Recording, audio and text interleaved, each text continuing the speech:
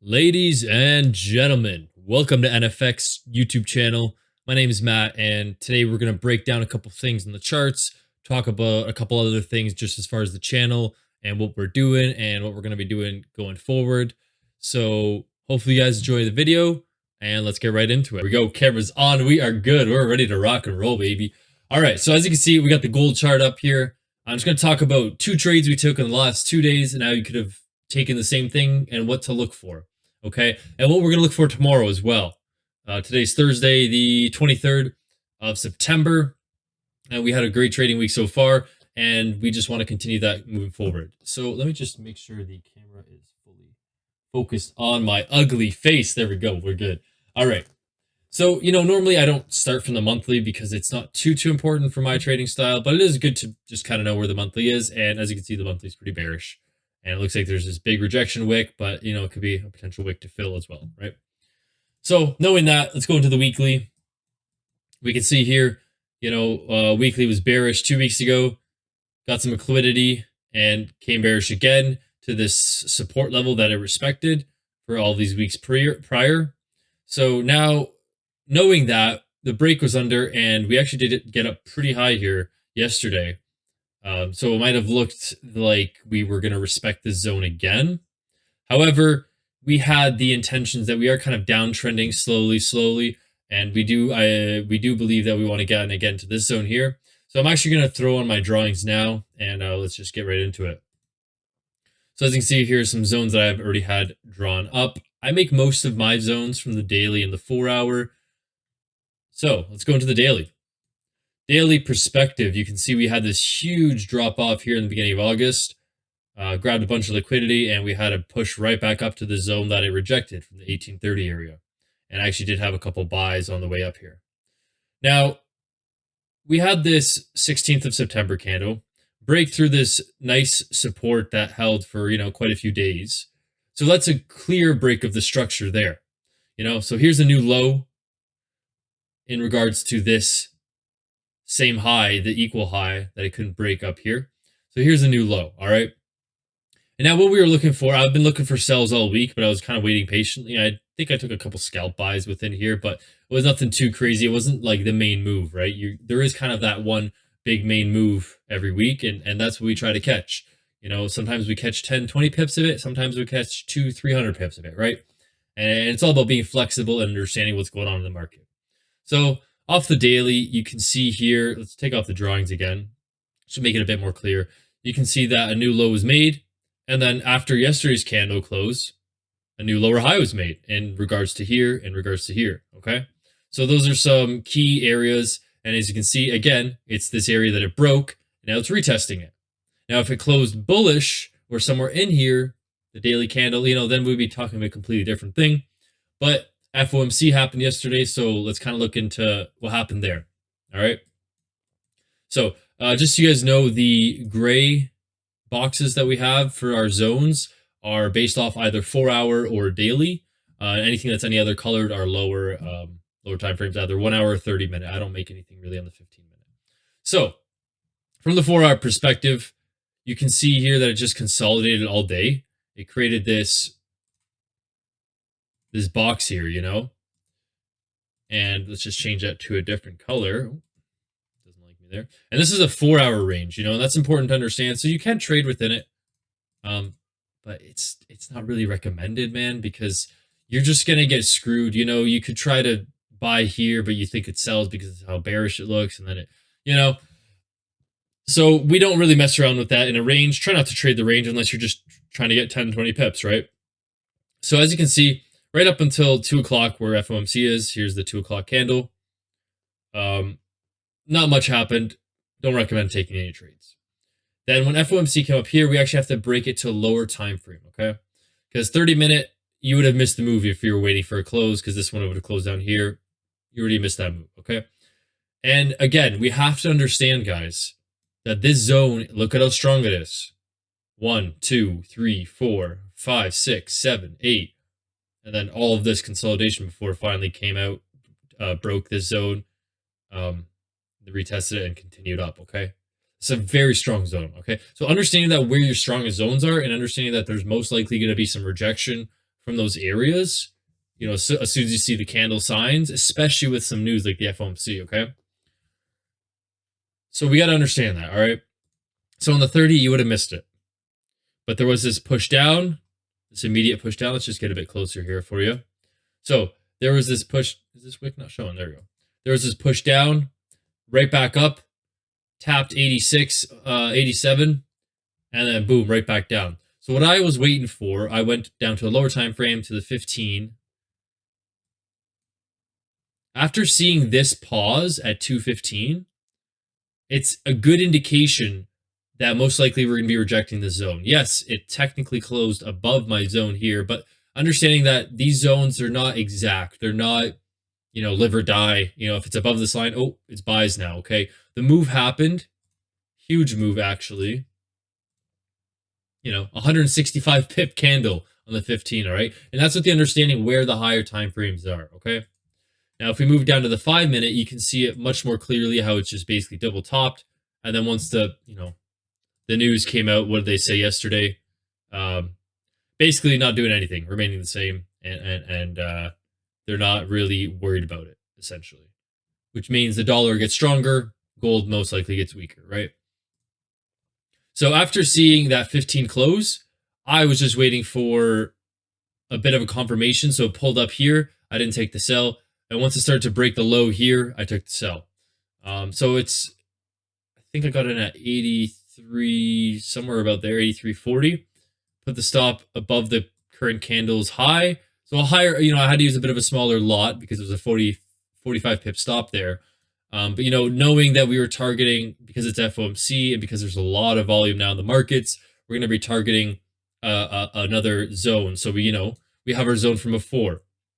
This zone here that we've had for a few days where it's been respected as resistance and then was used as support to move up into these areas. All right. So that's a beautiful 4-to-1 ratio, man. So, that would have been tougher for newer traders to catch that move and understand what's really going on. Yeah. So I think I got in pretty much on this candle as it was starting to drop and understanding that I grabbed a bit more liquidity. Once we kind of came under these lows, I got in. It's a bit of an impulsive entry, and you can get screwed and it just rockets back up.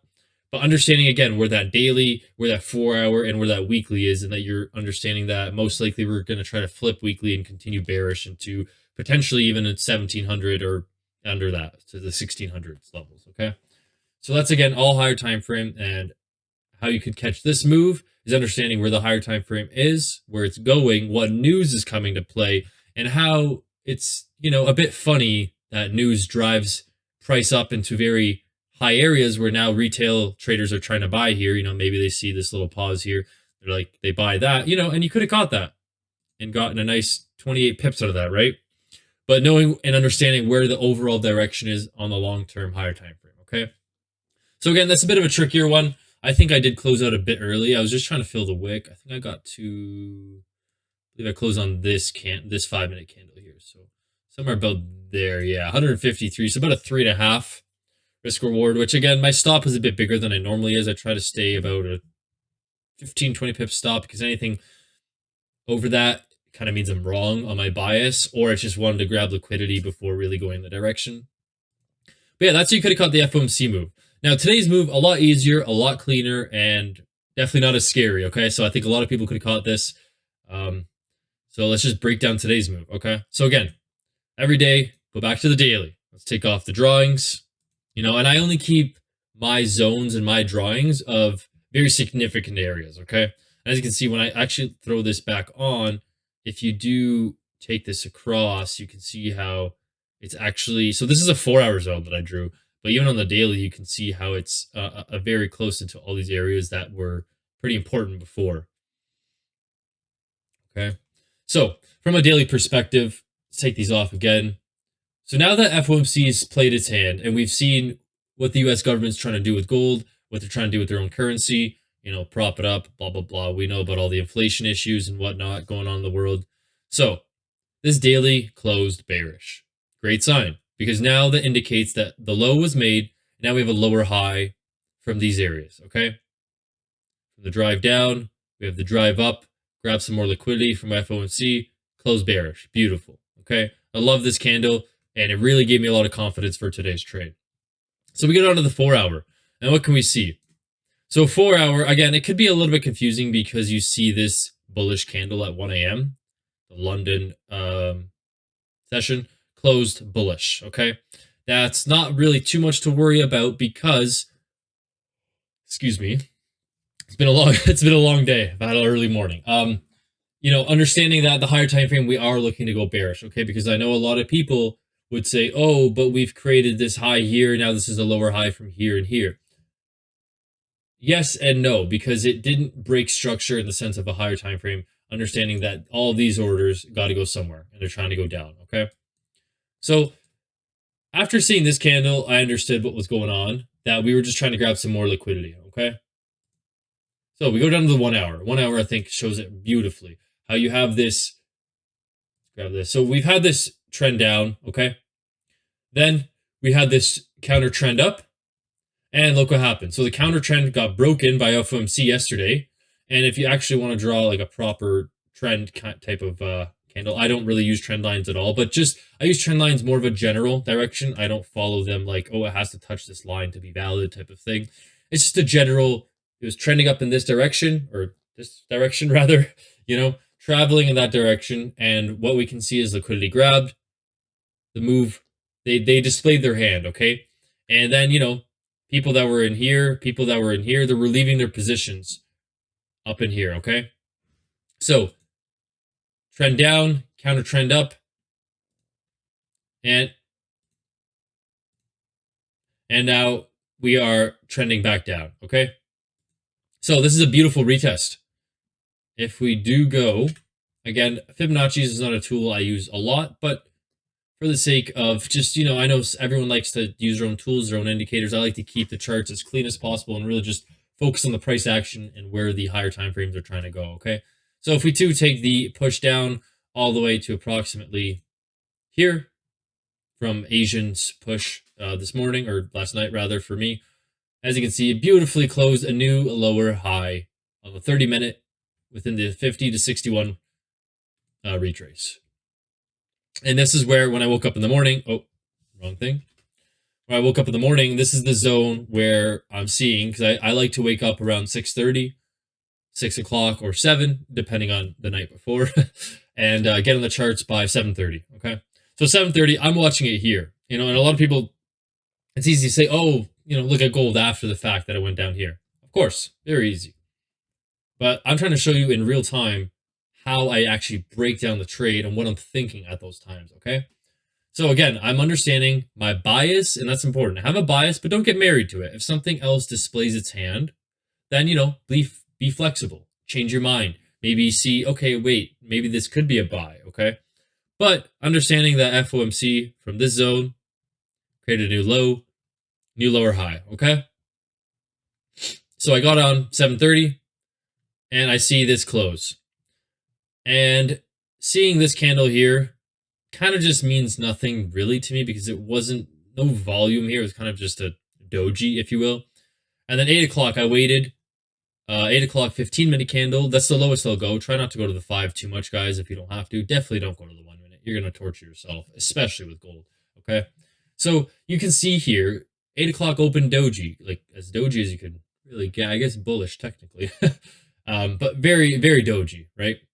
And to me, that's just indicating that right now they're just waiting. Okay, the market makers, the banks, whatever you want to call them, they're waiting for the move. Okay, and again, understanding that this is a counter trend from this trend. So after this 8:15 close, it closed under this zone. So we do have like a little 15-minute zone here, which again, I don't try to draw zones on the 15-minute. You'll have too many zones, getting too confusing. I like to keep it to the 30-minute and the 1 hour. But even on the 30-minute, you can see these 3 wicks here is kind of like a little zone I had to break. So you could have waited for 8:30, excuse me, to close, or 8 o'clock to close that half an hour and then get at 8:30. That could be a bit better of a confirmation. But I was feeling a little bit riskier, and I got in on, I did get in at 8:30, okay? So after this close under this zone, to me, it's pretty much, balls to the wall, indicated we're going short. I think I got in at 1776.9. Can't get it exactly, but you guys get the idea. and stops above about, I put it to, I think to the, yeah, let's go to the 30. Yeah, I usually put it to about the body, because I believe most of the time, gold can be tricky, but if it is gonna go up into this wick, it's most likely gonna continue anyways. I've seen it, where it goes up and creates a higher wick and actually just rips back down, but just to keep my stops and my risk to reward a little bit better, I put it about there. So about a 25 pip stop, and with first target at the bottom of my zone here at about 77 pips. So it's a 3-to-1, beautiful trade, and really no stress, no sweat, because even if you look on the 5 minute, you can see I got on, I think, 835, got in on this candle. This candle might scare some people, this 830 candle, but understanding again the higher time frame, counter trend broken, and with the volume and the intention of FOMC, you can kind of see where it's going. All right. So let's go back to the 15. Beautiful closes. First TP, most of my position comes off around here. 70 to 80%, depends on how I'm feeling, how convicted I am about the whole trade. And then, of course, letting the whole trade run. I think I got about 210-ish pips today on that one. So about there, okay? Which eventually turns to an 8.3 to 1, which is, crazy, right? Oh, excuse me. Let me get some oxygen. So, beautiful at 1 hour close, and the new 4 hour open, and this 4 hour just rejection. It just becomes, you see those things continue to break down, and that's when you start to think like, man, it's starting to click. That's when people start to really understand what's going on, right? And even right now, so then once we got back into here, I was like, whoa, what a crazy move. Now we've had a move of from tip to tip on the day, 300 pips. That's crazy. You just need this one trade, even this FOMC move or this move. You need one of these moves a week and you're eating, man. So seeing where it came down to here, and then again, this is another zone of contention where it rejected before, rejected here, and rejected again actually on this 11 o'clock candle. All right, and then once you start to, it's funny how it moves so smoothly from zone to zone, and then once it gets to the zone, it kind of dilly dallies, and it's going to play its hand now here within the next a few hours before the daily close, and then we'll see if Asian's going to either continue through and the daily is just going to continue through, or if we're going to get some rejection pull back up into here, and potentially, some sort of range happening tomorrow being a Friday. All right. So if we look tomorrow at the news, not too much. Oh, sorry. There is the Fed chair speaking. Sometimes it's BS. Sometimes it's actually something good. So we'll see how tomorrow goes. All right. So as far as planning for tomorrow's trade, it really depends on how the daily ends. If it ends under this zone here, I would be inclined to think that we could actually even have a crazier push down here. Again, understanding where's the weekly. Because if the weekly is going to be rejecting this area so hard, I don't see a reason why we should be getting back up into these, even the 60 area, the 1760s areas. I do believe that this daily, as long as we can close under and potentially even close in the 45 area, it'd be a much nicer trade to just get a push up, liquidity grab. Once we start to roll over, I don't see a reason why we shouldn't at least get to like the 1730 areas. Another 200 pips on the table potentially, if you can get a good entry and look out and know what you're looking for, right? So we do have to see how this 4 hour closes. Would be nice to see a bearish close and continuation to slowly move on tomorrow. But that's kind of just how we are taking our trades. And yeah, I hope that does help somebody. We are creating our course right now, so be on the lookout for that. Subscribe to the YouTube channel. Give this video a like if it helped you out at all. If there's any other pairs you do want me to break down, I mainly stick to gold, especially as of recently, because it just gives out so many pips once you can find out the direction you're going in, right? And that's the name of the game, right? Pips or profit. So yeah, this is a breakdown. And make sure to go on the Instagram, follow us on here. Okay, we got the YouTube channel in there. And yeah, make sure to follow the YouTube channel. Going to be posting more on here as well. And then be on the lookout for the course, because I think it's going to be something that all the other courses out there, there's plenty of them.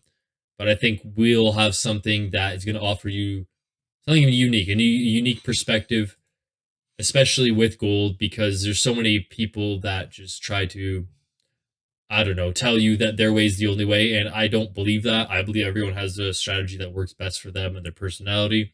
And that's something that we would just like to help figure out for you, and help you figure it out rather, and create your own type of trading strategy and what you like to see, what pairs you like, because it's not just a cookie cutter, sell this, buy this, TP here. Okay. We are going to be offering signals eventually. It's not something I love, but if people just want to copy trades and take profits that way, that's something we can do as well. Anyways, guys, I hope you guys did enjoy the video.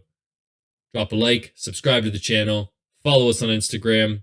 We're going to be making a Twitter as well, so you can find us there. And have a good one.